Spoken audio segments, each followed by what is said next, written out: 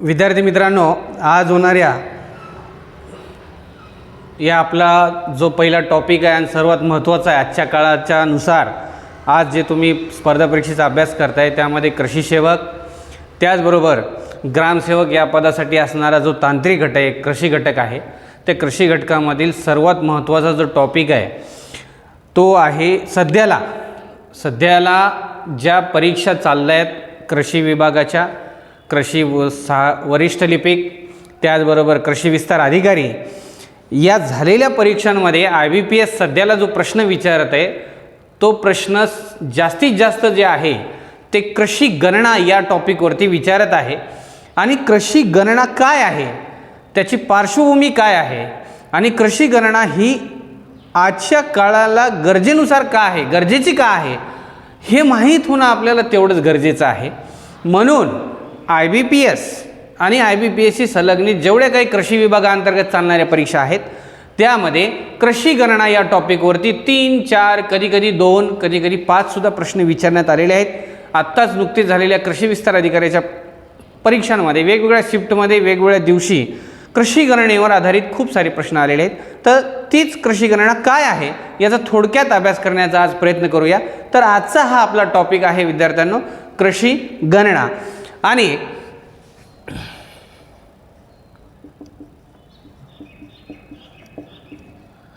हा जो टॉपिक आहे हा आपल्या येणाऱ्या ज्या कृषी सेवक, कृषी सहाय्यक त्याचबरोबर ग्रामसेवक या परीक्षेसाठी फार महत्त्वाचं आहे। आणि या अनुषंगाने आपल्याला एवढं माहीत असणं गरजेचं आहे की नेमकं ही कृषी गणना आहे काय आणि कशी सुरुवात झाली। तर भारत त्याचबरोबर जगातले बहुतांश देश हे कृषीप्रधान संस्कृतीमध्ये वावरणारे देश आहेत। आणि आजच्या काळानुसार आज किंवा पूर्वीपासून भारतामध्ये बरेचसे शेतकरी किंवा बरेचसे लोक म्हणण्यापेक्षा जास्तीत जास्त लोक हे शेतीवरती अवलंबून आहेत। बऱ्याचशा कुटुंबियाची किंवा कुटुंबाची उपजीविका ही शेतीवरती अवलंबून आहे, भारताचीच नाही तर जगाची आहे। आणि म्हणून शेती टिकेल तर सर्व टिकेल असं म्हणल्यासारखं शेतीला टिकवण्यासाठी त्याचबरोबर शेती या क्षेत्रामध्ये विकास घडवून आणण्यासाठी युनायटेड नेशन जागतिक संयुक्त राष्ट्र संघटना या संयुक्त राष्ट्र संघटनेने जागतिक लेवलवरती म्हणजेच जागतिक स्तरावरती कृषी गणना करण्याचा एक नवीन उपक्रम राबवण्यात आला जो 1960-70च्या काळामध्ये आहे। जसं तुम्हाला माहीत आहे की 60-70च्या काळानंतर शेती करणाऱ्या लोकांचं प्रमाण हळूहळू कमी व्हायला लागलं आणि नोकरी तसेच उद्योगधंदे करणाऱ्यांचं प्रमाण वाढायला लागलं, म्हणून शेतीचं उत्पादन घटायला लागलं। आणि शेतीचं उत्पादन न घटता उत्पादनात वाढ झाली पाहिजे, शेती करणारे लोक हे शेती व्यवसाय सोडून शहरीकरणावरती भर देऊ नये, शेतीतच त्यांना जास्त उत्पादन निघालं पाहिजे म्हणून आणि वाढत्या लोकसंख्येनुसार अन्नधान्याची उपलब्धता झाली पाहिजे म्हणून आपल्या या संयुक्त राष्ट्र संघटनेने जागतिक स्तरावरती कृषी गणना करायला सुरुवात केली। आणि त्याच कृषी गणनेच्या आधारावरती विद्यार्थ्यांनो आपल्या या भारतामध्ये भारत सरकारने 1970 मध्ये लक्षात ठेवा, भारत सरकारने कधी 1970 ला एक विचार केला की जागतिक स्तरावर जी कृषी गणना होत आहे ती या स्तरावर जर आपण जरी कृषी गणना केलो तर नेमकं आपल्याला सुद्धा काय काय फायदे होतील त्याचा अभ्यास करून 1970ला कृषी विभाग भारत सरकार म्हणजे त्या काळात 1970च्या भारतीय सरकारने केंद्र सरकारने कृषी गणना करण्याचा निर्णय घेतला। आणि या निर्णयाअंतर्गत 1970-71 मध्ये भारतातली पहिली कृषी गणना झाली। कधी झाली? 1970-71ला झाली। लक्षात ठेवा विद्यार्थी मित्रांनो, पहिली कृषी गणना कधी झाली? 1970-71 मध्ये झाली। आणि या कृषी गणनेअंतर्गत बरीचशी माहिती मिळवण्याचा त्यांनी प्रयत्न केला। आता लक्षात ठेवा IBPS या 1-2 टॉपिकवरती तुम्हाला खूप 2-1 प्रश्न तरी तयार होऊ शकतात या टॉपिकवरती। कसे? तर तुम्हाला IBPS असा प्रश्न विचारू शकते, कृषी गणना ही कोणत्या मंत्रालयाअंतर्गत चालते? तर कृषी गणना ही कृषी मंत्रालय भारत सरकार यांच्या अंतर्गतच चालते। पहिली कृषी गणना कधी झाली असाही प्रश्न विचारला जातो। तर पहिली कृषी गणना कधी झाली? 1970-71 मध्ये झाली, हे गोष्ट लक्षात ठेवा। त्याचबरोबर 1970-71 मधली पहिली कृषी गणना झाली. त्यानंतर 1970 भारत सरकारने एक कृषी गणना करण्याचा निर्णय कधी घेतला असं जर तुम्हाला विचारलं तर त्यावेळेस उत्तर फक्त 1970 येते. पहिली कृषी गणना कधी झाली म्हणलं तर 1970-71 येते.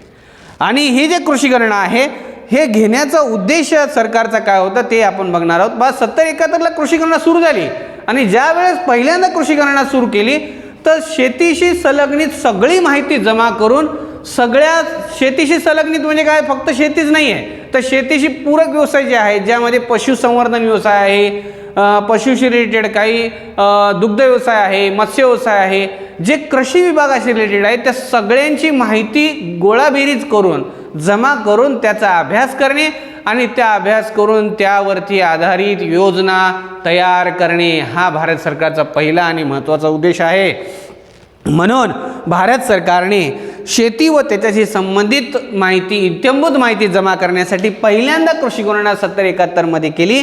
आणि त्यावेळेस लक्षात ठेवा मित्रांनो, एवढा मोठा भारत देश आहे त्यामुळे एवढ्या मोठ्या भारत देशामध्ये कृषी गणना करताना सगळी आकडेवारी किंवा माहितीची गोळाबेरीज करण्यासाठी खूप कालावधी लागतो.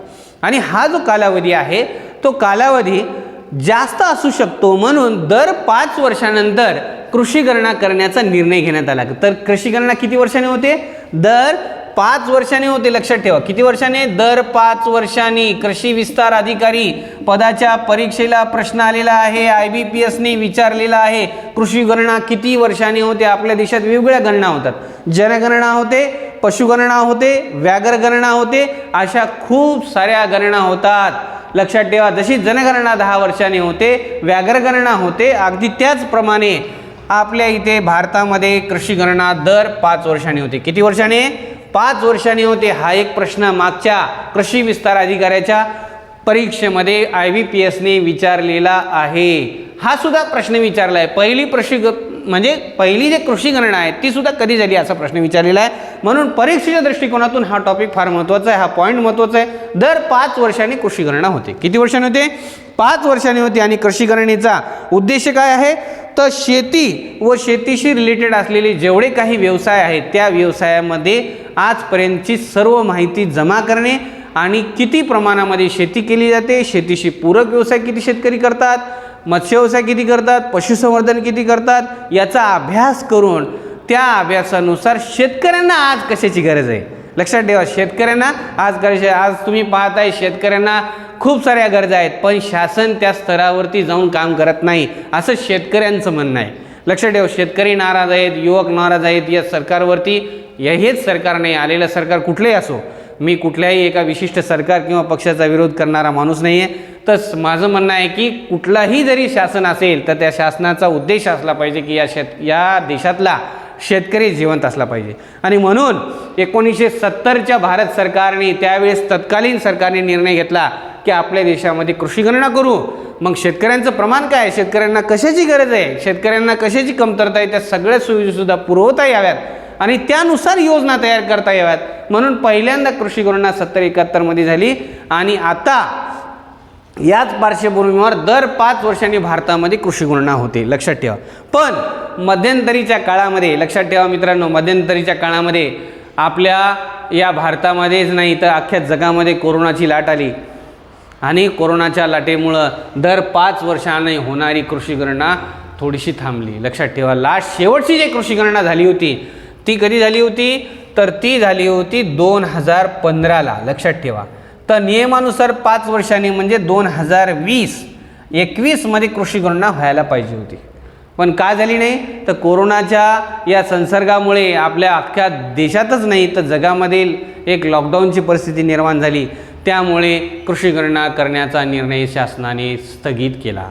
आणि नंतर आता सध्याचे भारत सरकार जे आहे नरेंद्र मोदी सरकारमध्ये जे सध्याचे कृषी मंत्री आहेत लक्षात ठेवा कोण तेही तुम्हाला माहीत असलं पाहिजे. सध्याचे कृषी मंत्री कोण आहेत? नरेंद्र सिंग तोमर यांनी 28 जुलै 2022 रोजी नवीन म्हणजेच सध्याची जे नवीन कृषी गणना आहे त्या कृषी गणनेचं उद्घाटन केलं, सुरुवात केली. कोण? सध्याचे मोदी सरकारमधले भारत सरकार कृषी विभागाचे कृषी मंत्री कोण आहेत? कृषी मंत्री आता लक्षात ठेवा, नरेंद्र सिंह तोमर आहेत. आणि हे नरेंद्र सिंह तोमर यांनी 28 जुलै 2022 या दिवशी उद्घाटन करून कृषी गणना लॉन्च केली. लक्षात ठेवा. आणि दरवेळेस सारखीच कृषी गणना याही वर्षी होणार, माहिती तशीच जमा करणार, पण यावेळेसचं वैशिष्ट्य आहे मित्रांनो, देशातली पहिली डिजिटल कृषी गणना म्हणून यावेळेस नोंद करण्यात आलेली आहे कृषी गणनेची. डिजिटल कृषी गणना म्हणजे काय? आज पहा तुम्ही, युवक पिढी असो किंवा शेतकरी जरी असले, शेतकरीसुद्धा आजकाल लेटेस्ट मोबाईल वापरत आहेत, म्हणजेच अँड्रॉइड मोबाईल वापरत आहेत. आणि म्हणून आधुनिक तंत्रज्ञानाचा वापर करून, मग त्याच्या आधुनिक तंत्रज्ञानामध्ये काय काय? ते इलेक्ट्रॉनिक माध्यमाचा वापर जास्त होतो. इलेक्ट्रॉनिक माध्यम कोणते आहेत? मोबाईल आहे, त्यानंतर लॅपटॉप आहे. लॅपटॉप कोणाजवळ? तर कृषी विभागाचे कर्मचारी असतील त्यांच्याकडे असेल. त्याचबरोबर टॅबलेट आहेत. टॅबलेट आणि मोबाईल हे कर्मचारी शेतात सुद्धा जाऊन वापरू शकतात.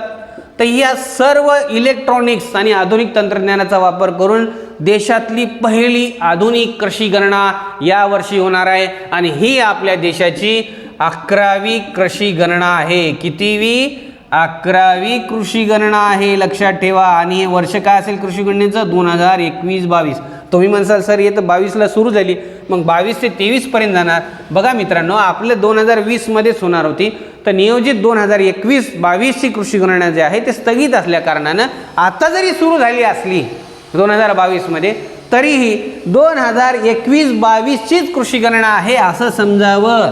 लक्षात ठेवा. जर परीक्षेत प्रश्न आला की 11वी कृषी गणना कधी झाली? 2021-22. हां, उद्घाटन कधी केलं असं जर तुम्हाला प्रश्न विचारला, तर देशाचे कृषी मंत्री नरेंद्र सिंह तोमर यांनी 22 जुलै 2022 या दिवशी नवीन म्हणजेच 11वी कृषी गणना, कितवी कृषी गणना?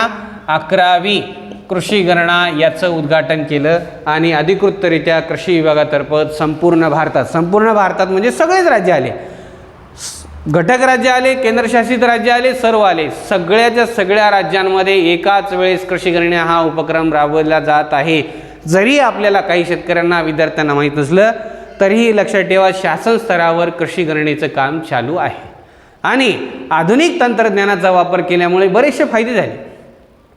मग एक गोष्ट लक्षात ठेवा, कृषी गणना हे आहे तरी काय? नेमकं शेतकऱ्यांना यातला काय फायदा आहे? तर लक्षात ठेवा, कृषी गणनेची काही वैशिष्ट्येसुद्धा आहेत. त्यामध्ये काय वैशिष्ट्य आहे? जर कृषी गणना झाली तर काय काय फायदा होतो? देशामध्ये शासनाला जे आहे, भारत सरकारला, त्याचबरोबर संबंधित राज्याच्या राज्य सरकारला आपल्या राज्यामध्ये किंवा देशामध्ये किती शेतकरी शेती करत आहेत त्याचं प्रमाण लक्षात येईल. जसं 70-71च्या काळामध्ये जवळपास 80% शेतकरी शेती करायचे, आज 50%वर आले. कारण शेतीमध्ये उत्पन्नाचे सोर्स कमी झाले, लोक शहरीकरणाकडे वळायला लागले. शेती हा व्यवसाय सोडून लोक कुठं आले? शहराकडे आले.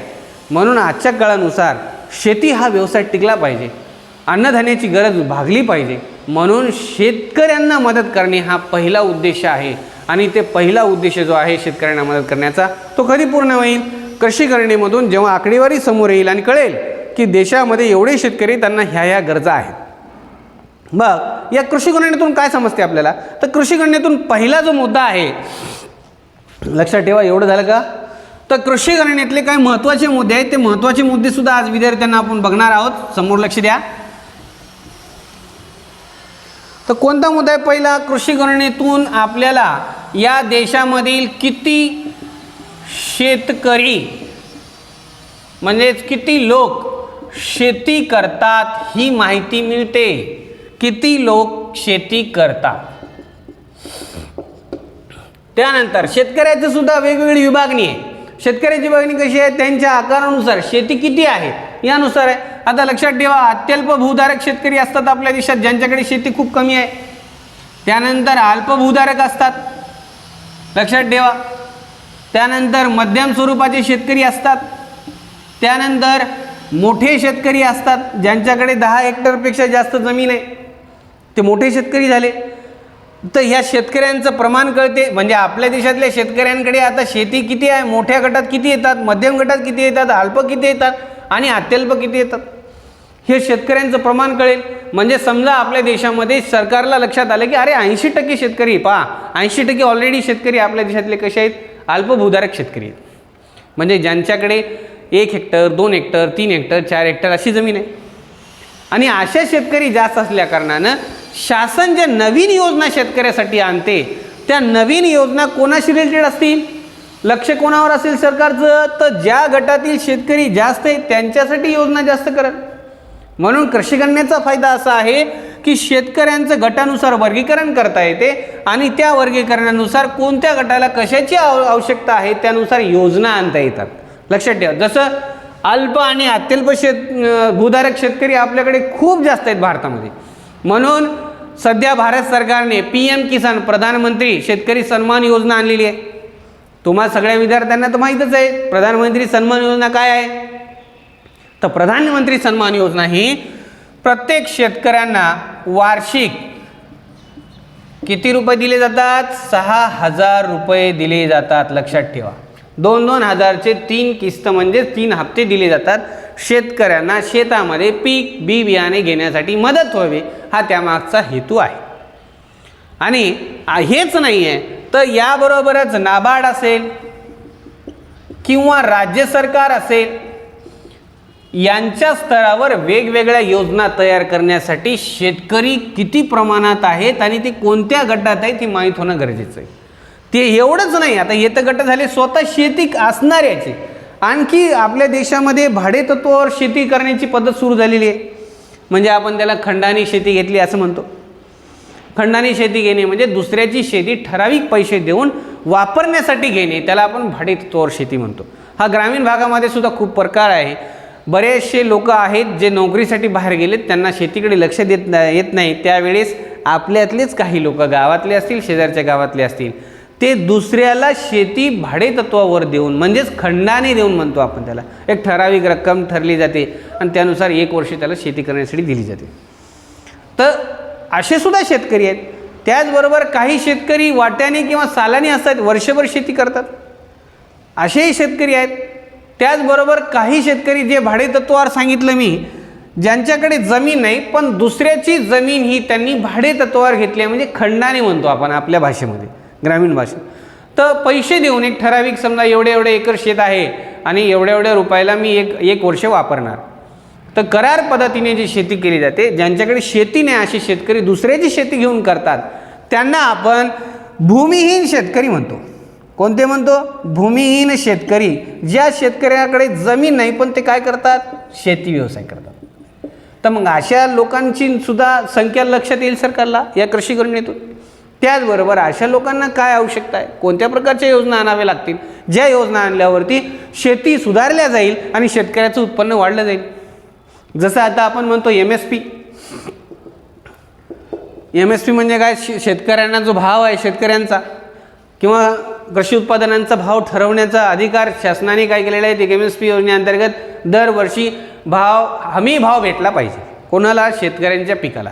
आता सध्याला भारत सरकारने ऊसाचा भाव ठरवलेला आहे. यावर्षीसाठी 2022-23साठी ऊसाचा भाव किती ठरवला असा प्रश्न येऊ शकतो तुम्हाला IBPS अंतर्गत. तर 315 रुपये हा भाव ठरवलेला आहे. म्हणजेच काय, तर शेतकरी कशा पद्धतीने शेती करत आहे याची पूर्ण माहिती मिळवण्यासाठी आपल्याला कृषी गणना गरजेची आहे.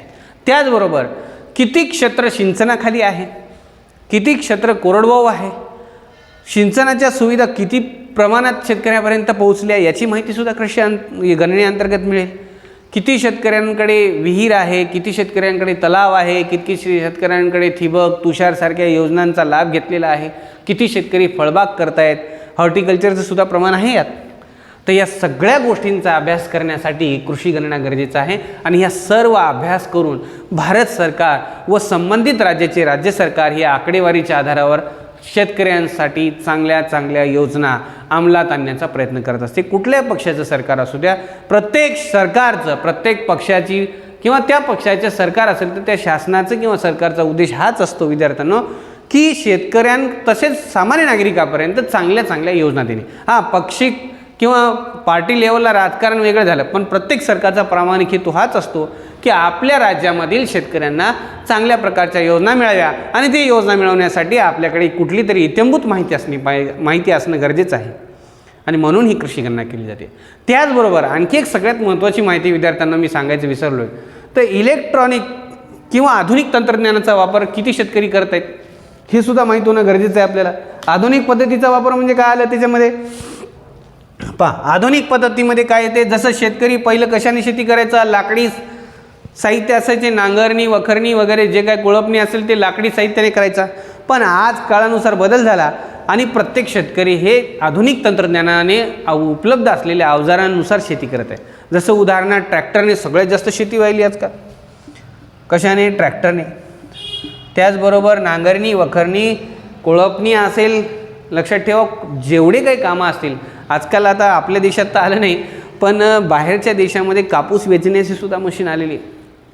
फक्त एवढंच आहे की महाराष्ट्रात पोचली नाही आणि एक दिवस आपल्याकडे ते पोहोचल आणि शेतकऱ्यांना, आजकाल कसं आहे आपल्या इकडे शेतकऱ्यांना काम करण्यासाठी मजूर भेटायची संख्या कमी झाली, कारण गावात जेवढे काही भूमिहीन शेतकरी होते किंवा काम करणारे लोक होते ते कामासाठी शहराकडे गेलेले आहेत. त्यामुळे आपल्याला रोजंदारीवर काम करणारी माणसं भेटत नाहीत. त्यामुळे आधुनिक तंत्रज्ञानाचा वापर शेतकऱ्यांसाठी फायद्याचाच ठरतो, कारण कमी माणसामध्ये लवकरात लवकर जास्त काम करता येते. म्हणून आधुनिक तंत्रज्ञानाचा वापर किती शेतकरी करत आहेत, किती शेतकऱ्यांना आधुनिक तंत्रज्ञान हवं आहे पण त्यांच्याकडे तेवढा पैसा नाही आहे. मग अशा लोकांसाठी भारत सरकार एक कृषी मंत्रालयाअंतर्गत वेगवेगळ्या योजना राबवते. जसं तुम्ही ट्रॅक्टर घेत आहे आज सबसिडीवर, जसं तुम्ही नांगरणी वखरणी कोळपणीच्या मशीन्स घेत आहेत, त्याचबरोबर फळबागाचा उपक्रम राबवत आहेत बऱ्याच ग्रामपंचायतमध्ये आज. तर हे कुठून आलं, तर हे भारत सरकार जे आहे अशा वेगवेगळ्या योजना राबवून शेतकऱ्यांना सोयीची शेती करण्याची एक संधी देते. लक्षात ठेवा, आज प्रत्येक शेतकऱ्यांच्या शेतापर्यंत म्हणजे बांधापर्यंत पाणी पोचावा हा सुद्धा शेतकऱ्यांना म्हणजे भारत सरकारचा उद्देश आहे. अशा वेगवेगळ्या सुविधा पुरवण्यासाठी तसेच अशा वेगवेगळ्या योजना पहा. हे 6,000 रुपये वार्षिक हेच योजना नाही आहे, तर नाबार्ड अंतर्गत खूप साऱ्या हजारो योजना आहेत ज्या गाय म्हशीसाठी आहे, शेळी पालनासाठी आहे, कुक्कुटपालनासाठी आहेत. त्याचबरोबर राज्य शासनाच्या योजना आहेत, नाविन्यक्रम योजना आहे, नाविन्यपूर्ण योजना आहे, लक्षात यशवंतराव होळकर महामेश योजना आहे, लक्षात अशा खूप साऱ्या हजारो योजना महाराष्ट्र शासन तसेच भारत सरकारने आपल्यासाठी उपलब्ध केल्यात. आपला आजचा उद्देश काय जो होता तर ह्या योजना नसून ही कृषी गणना आहे. लक्षात ठेवा. तर ही कितवी कृषी गणना आहे आपली? 11वी कृषी गणना आहे. त्याचं वर्ष कोणतं आहे? 2021-2022. कधी उद्घाटन झालं, सुरुवात कधी झाली याची? लक्षात ठेवा 28 जुलै, विसरू नका तारीख, 28 जुलै 2022. कोणी केलं उद्घाटन? पंतप्रधानांनी नाही तर कृषी मंत्री कोण होते भारताचे? कोण आहेत कृषी मंत्री? नरेंद्र सिंह तोमर यांनी भारताचे कृषी मंत्री या नात्याने नवीन योजना म्हणजे कृषी गणनेचं उद्घाटन करून टाकलं. कृषी गणना लॉन्च केली आणि यावेळीची कृषी गणना का महत्त्वाची आहे, का प्रकाशित झालेली आहे, प्रकर्षाने का लक्षात ठेवावी लागणार आहे, तर देशातली पहिली लेटेस्ट टेक्नॉलॉजीने केली जाणारी कृषी गणना म्हणून या कृषी गणनेची नोंद होते. लक्षात ठेवा, आधुनिक तंत्रज्ञानाचा वापर करून म्हणजेच लॅपटॉप, मोबाईल्स, त्यानंतर टॅबलेट, हे सर्व साहित्य कृषी विभागाच्या कर्मचाऱ्याकडे दिले जाणार आणि पहिलं लिहिलेली माहिती सगळी नोंद जमा करून नोंद करायला वेळ लागायचा. आधुनिक तंत्रज्ञानामुळे लेटेस्ट शेतकऱ्याच्या बांधावर जाऊन पूर्ण माहिती घेतली, सबमिट केली, लगेच भारत सरकारकडे आकडेवारी गेली. म्हणून आधुनिक तंत्रज्ञानाने केली जाणारी कृषी गणना, म्हणून ही कृषी गणना फार महत्त्वाची आहे. लक्षात ठेवा, कृषी गणना दर 5 वर्षांनी होते. महत्त्वाचे मुद्दे, कृषी गणना ही भारत सरकारच्या कृषी विभागातर्फे केली जाते. कृषी गणना ही 1970मध्ये सुरू करायचा असा निर्णय घेण्यात आला भारत सरकारतर्फे. कृषी गणना ही एकाच वेळेस राष्ट्रीय स्तरावर होते, कोणत्याही राज्य स्तरावर होत नाही. लक्षात ठेवा, कृषी गणना प्रत्येक तालुका लेवलपर्यंत जाऊन माहिती घेतली जाते शेतकऱ्यांची, म्हणून 5 वर्षांनी एकदा होते. त्याचबरोबर कृषी गणना लक्षात ठेवा, कृषी गणना ही जशी 11वी कृषी गणना आहे, कितवी आहे? 11वी. याच्या अगोदरची कृषी गणना किती झाली? 2015ला झाली. पहिली कृषी गणना कधी झाली? 2000ला झाली का? नाही, तर 1970-71ला झाली. या सगळ्या गोष्टी लक्षात ठेवून त्याचे पॉईंट आऊट करा, नोट्स काढा आणि लक्षात ठेवा IBPSने विचारलेले सर्वात जास्त प्रश्न हे कृषी गणनेवरती आधारित आहेत, म्हणून आपण आज हा टॉपिक घेतलेला आहे.